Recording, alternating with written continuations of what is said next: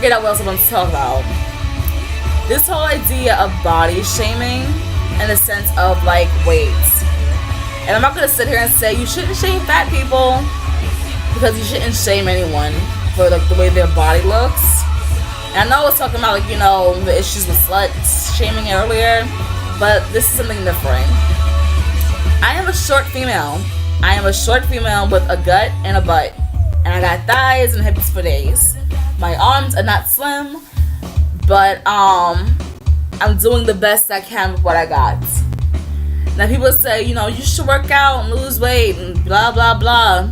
You know, I tried to. I tried changing my diet, and you know, the gym is up another hill. But every now and then I'll drag myself to go there. And you know, I'm doing the best that I can, but I have to come to terms and realize, genetically speaking, I'm never gonna be a skinny mini. My mother is a short, heavy-set woman. One of my sisters is short and heavy-set. The other one is short and heavy-set. One of my sisters, I think she just hit puberty, so she's still pretty thin. The boys in my family are decent size. My brother's actually really tall. He's almost 6 feet tall. I don't know where he got that height from, because both of my parents are kind of short. But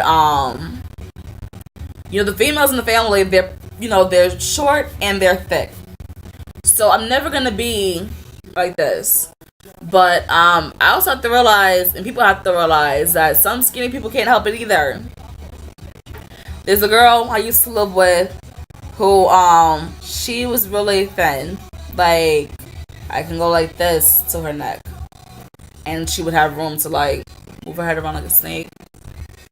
And she's having a hard time gaining weight. Now, I'm not saying I like this girl, but I'm not gonna sit here and, you know, bash her because she's really thin and I'm thick and I wish I was that thin. I don't want to be that thin. You know, got to the point where she has, like, so I lived in a triple. There was me, my roommate that I'm currently living with, and the girl that I used to live with. So the way it was set up as far as bodies were concerned is, I was on the heavier end of the spectrum. The roommate that I'm living with now was like in the middle, and the roommate that I had was on the other end, where it was like being thin. And we both wanted to be my middle roommate size, like not too big, but not too thin either. And you know, you're on the internet, and all you hear about people is like, you know, oh well, you fat fucks should get off your asses, go to the gym, lose some weight, blah blah blah. And there's always those that say, what about those who have a condition, a medical condition that makes it hard for them to lose weight? Okay, they don't bother them. What about those who are genetically big? Oh, that's bullshit. You know, you can lose weight if you want to. Excuse me?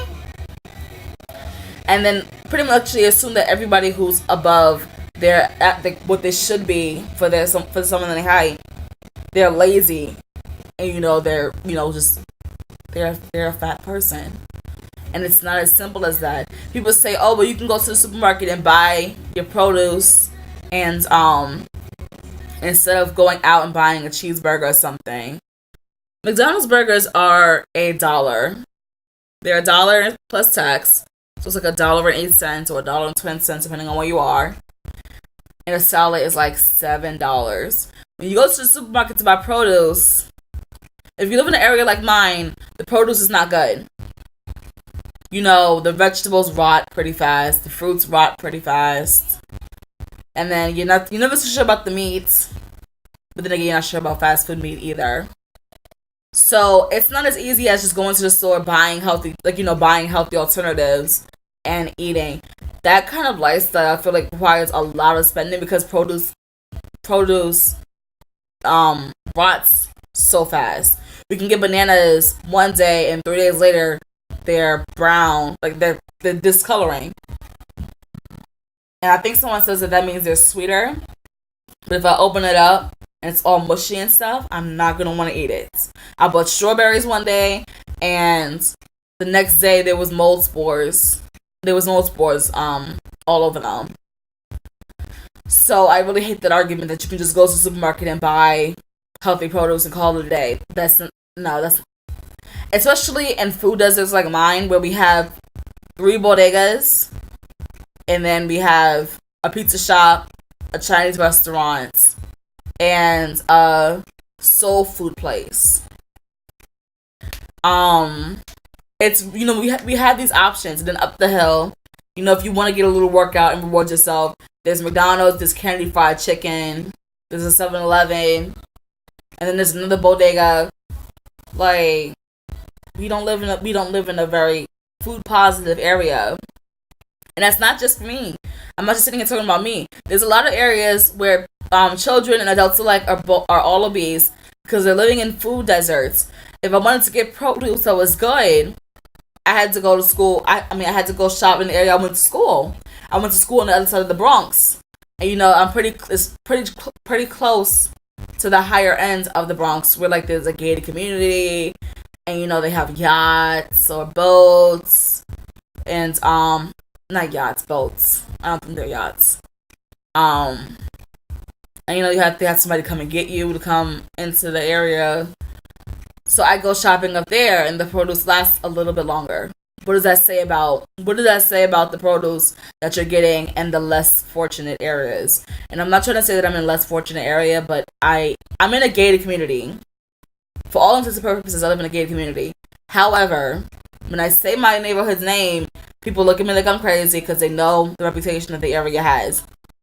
So when you have an area with a reputation like mine, no, really good places trying to go in and make the living situation better for anyone.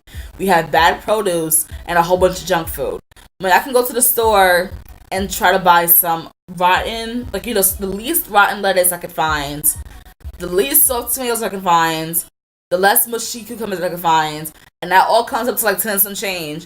Or I can get a chopped cheese that's full of grease because the grease comes out of the wrapping for $2.50, a soda for 50 cents, and a candy bar for $1.25.